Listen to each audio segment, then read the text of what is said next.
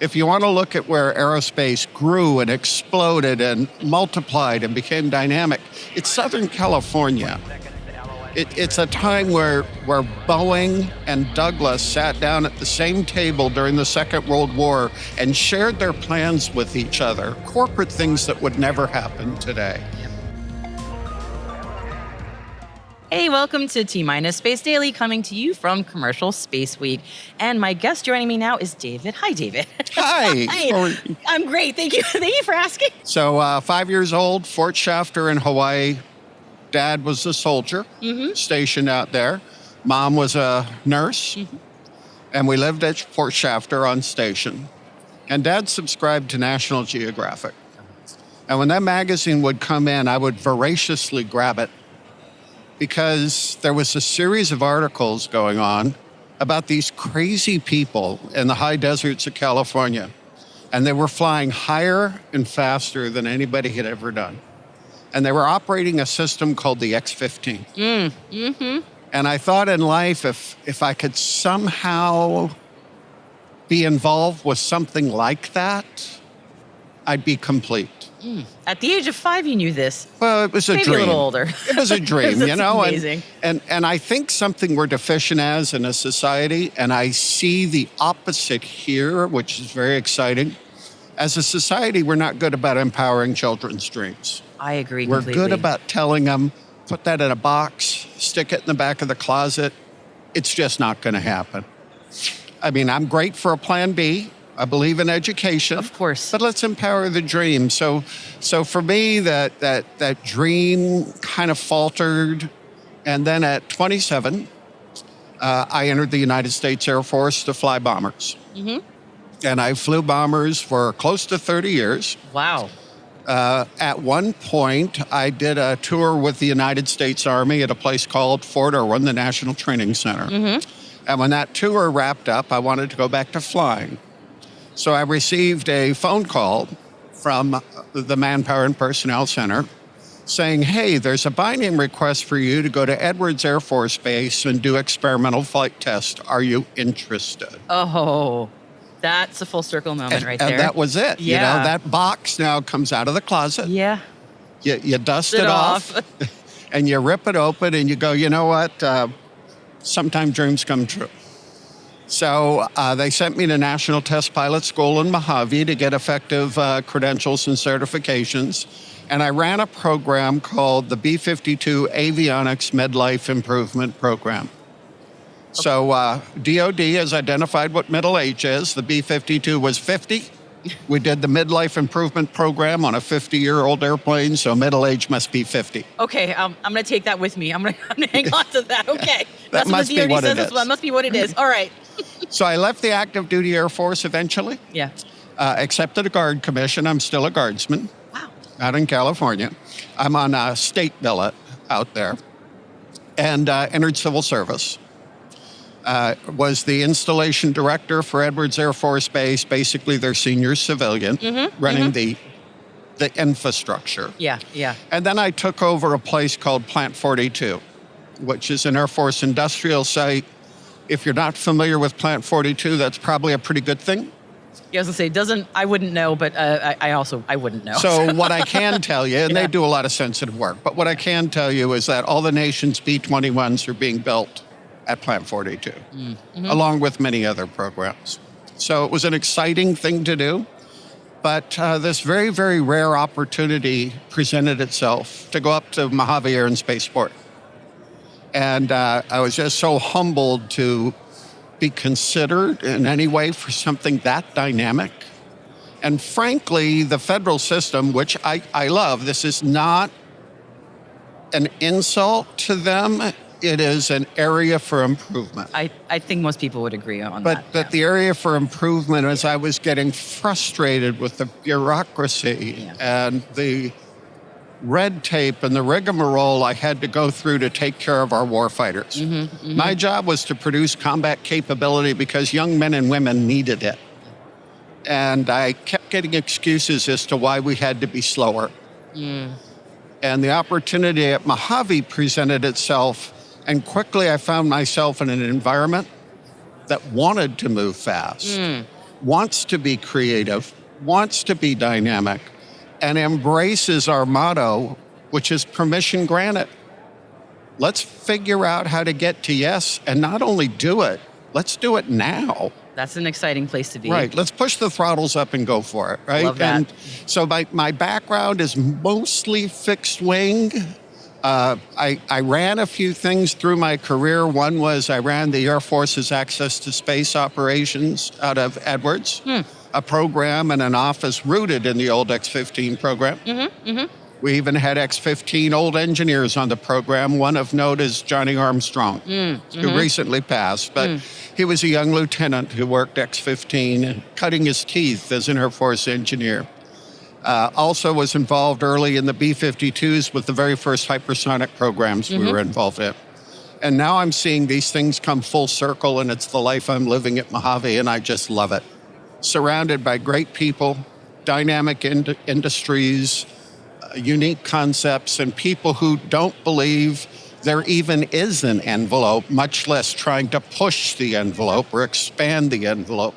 They're just doing it from scratch, and it's wonderful.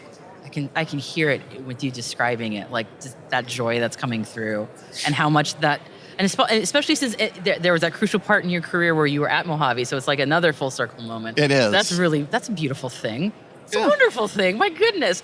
Wow. Well, thank you for telling me all that. That's amazing. And I'm so curious what your day-to-day is like at Mojave now. I'm sure everything's very different day-to-day. So I have a really important job there. My job is to get crap out of the way of smart people so they can do their jobs. That's my really important job. That's a good job to have, though. Yeah. Right. So my job is, in military terms, which I live in, I fly shooter cover for smart people. So I make certain crap is taken off their back so they can do their work. And the work they do is remarkable. A great example of it is yesterday, a firm doing work at Mojave called Boom. It's a great name. Broke the speed of sound in their aircraft that's a demonstrator for the next supersonic airliner. So Boom went supersonic yesterday 3 times. Now, here's what's really kind of cool. I've been at Mojave now 7 months. 4 months into my arriving at Mojave, I went out and watched Boom's first flight. We've gone first flight to supersonic in that snippet of time. Wow. If this was a military DoD program, and again, I love our military, I love the Department of Defense. It is true that I miss it, but I believe I'm at the right place now. We would still be processing the paperwork from the first flight. So the fact that we can move fast and move creative has evidentiary results, and Boom is the benefactor of that. Wow. Yeah. Just recently, Stratolaunch launched their hypersonic vehicle Talon out of Mojave. Yeah. Yep. Hypersonic system, fully recoverable, landed back at Vandenberg Space Force Base. Yep. And we're excited to be a small part of the team that sets conditions for their success. Yeah, I believe I spoke to Stratolaunch some time ago. They love Mojave, first of all, and they are doing incredible things. So it's just been really fascinating to watch their progression. And it is. Yeah. So a cool thing about Strato, from my personal and selfish perspective, I thought the B-52 was a pretty big airplane. Yeah, they're... And you compare it to Rock. Yeah, the and Rock we're is... nothing. Yeah, I remember reading about it going, it's how big? Oh my God. I've never seen it in person, but my goodness. It's very impressive. I bet. It's very impressive. I'm awestruck when I watch it roll down the runway. You know, I had 8 motors, they have 6, so it's the only thing that we had more of in a B-52 than Rock. It's bigger, it carries more stuff, it's an amazing system. And an amazing system because, again, that free enterprise side, American innovation, American ingenuity, put all that together and figured it out. And Mojave is the place for that. And it's always... Even I coming out, I am not. I've not been in the space industry scene for many years. It's a little bit, But even I, as just like a general geek of all trades, even I knew Mojave as like that was the place where you go to do things like what we've been talking about. Like it's got that incredible reputation for that is the place for that kind of innovation, and it's just we all know it and love it for that. Well, it is, and it's a key part. Out in that part of California, the locals call that area the Antelope Valley. Mm-hmm. I don't like that verbiage. It's the Aerospace Valley. There you go. Because in reality, if you look at the history of the aerospace industry, worldwide, not just in the United States, but worldwide, my opinion, Kitty Hawk is interesting. It's also absolutely insignificant. If you want to look at where aerospace grew and exploded and multiplied and became dynamic, it's Southern California. It's a time where Boeing and Douglas sat down at the same table during the Second World War and shared their plans with each other, corporate things that would never happen today. Yep. Because we could lose that fight. Yeah. And we had to work together and get this done and bring our boys and girls home safe and sound from that thing called the Second World War. Yes. And then the industry that grew there, the manufacturing that grew there, the roots of Edwards Air Force Base and the Flight Test Center, the production capability at places like Plant 42 that I used to run, and taking that all the way up north to China Lake where the Navy does much of its weapons research and operational flight tests. And smack dab in the middle of that, under the 2508 restricted complex, is the Mojave Air and Spaceport. So I have the ability to test rocket motors and fly really big airplanes with hypersonic things under the wing. I have access to one of the largest chunks of restricted airspace in the world. Yep. I have a low density area where the possibilities of any collateral damage to a civilian entity is extremely remote. Right, yeah. And I have access to the C-test ranges, and the Bell X-1 supersonic corridor. So it's right there. It's in our backyard. I don't often get to speak to people who have, where it feels like a lot of different things in their life have sort of led to where they are. It feels like that when I speak to you, though. Just so many things just sort of added up, and it's like you are really in the perfect place at the right time. So I feel that, and I feel, and trust me, I'm not going to proselytize. I don't do that, but I lead my life believing that there's something out there that sometimes works in mysterious ways. And I think as people, sometimes we don't listen, and maybe we have to. A little snippet in my life a long time ago. Here I am back in Hawaii, non-military. I'm working for a company that you might have heard of called Jack Daniel's Distillery. Yeah, I've heard of them. Okay? I'm a merchandising agent for them in Hawaii. This is where you say it's a tough job, but somebody had to do it. Right, yes. Right? I'm thinking of tiki drinks right now. Yeah. So great people to work for. Yep. By the way, sticklers, demanding. They should be. As they should be. They've got a reputation to uphold. They're extremely professional. I would imagine so. Extremely professional. Wonderful organization. So they called me up one day and were very candid. Said, Dave, have what's probably bad news. We've just been bought out by a major conglomerate called Brown-Forman. And we're going through a right sizing. We've got two people in Hawaii, you and Frank. Yeah. Frank's been with us over 20 years. You've been with us 3. I've been there. Yeah. The likelihood at the end of the fiscal year, the likelihood is that you're going to go. Yeah. So we're going to start you on a severance package now. You can start looking for jobs, and we'll provide recommendations. You know, we love you. It's just reality, right? Yep. And I didn't really want to leave Hawaii, so the idea of reassignment wasn't there. Yeah. Right? Yeah. So that day, when I said sometimes we don't listen, that day I went out to the mailbox after that phone call, and there was a brochure that simply said aim high on the outside of it. And I thought, what the heck? I've never joined the Air Force before. Let's do it. And that was the beginning of my military journey. That's simple. Yeah, it happened that day. Wow. So yes, I do believe we're at a confluence of things that impact me selfishly.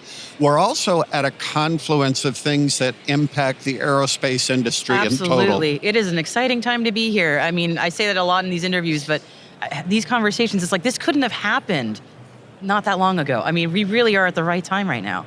Right, well, look at what's going on. I mean, on Yeah. the fixed-wing side, Yep. we're looking at supersonic airliners again. The X-59 down in Palmdale is being tested by Lockheed Martin and NASA. A silent boom airplane, so I can go supersonic and not make a big shockwave. That would be nice. You know, interesting. We've got companies now looking at a blended wing body solution to completely redesign what we think an airliner or a large airplane looks like and make the whole body the lifting force of that aircraft and redistribute people out through the wings instead of up and down a tube in the middle. And oh, by the way, in doing that, we cut fuel consumption by maybe 50%. Huge. Huge. Amazing. Yep. And we have hypersonics erupting for many of the right reasons, but maybe at the wrong time. We should have been doing this yesterday. Yeah. Now That's been a common theme of the, yeah. Right. Yep, Now yep. it's a national security imperative that we must do. Absolutely. Yep. And being part of that is awesome. The growth in the education around aerospace, the growth in rocket technologies, the fact that people aren't just recovering boosters, they're recovering boosters over land and stand-up capacities with chopsticks. I know. Come on. I know. You know, it's just We're stunning. doing what? Yeah. And to be a part of that in a very small way at this little place called Mojave is very exciting for me. And hopefully I uphold my team well because they are the people who do the work. Spoken like a true leader. It's been a delight speaking with you. Thank you for sharing your story with me. Thank you so much. Oh, my goodness. I'm so humbled to be here. And, you know, my wife got to travel with me this time. That's By the way, she has a requirement that I'm not allowed to say how much I admire her, how she completes me, how she is so special in my life. So I'm not going to talk about that at all. You can't say that. We I definitely won't can't say mention that. it. No. Well, after this interview, I'm going to call my husband and cry a little bit. So, well, thank you for sharing your story with me. Thank All you. the best. And Mojave is just such a cool place. So I'm so thrilled for you and all the amazing things that are going on there. So thanks for joining me today. Well, thank you. And remember, permission granted.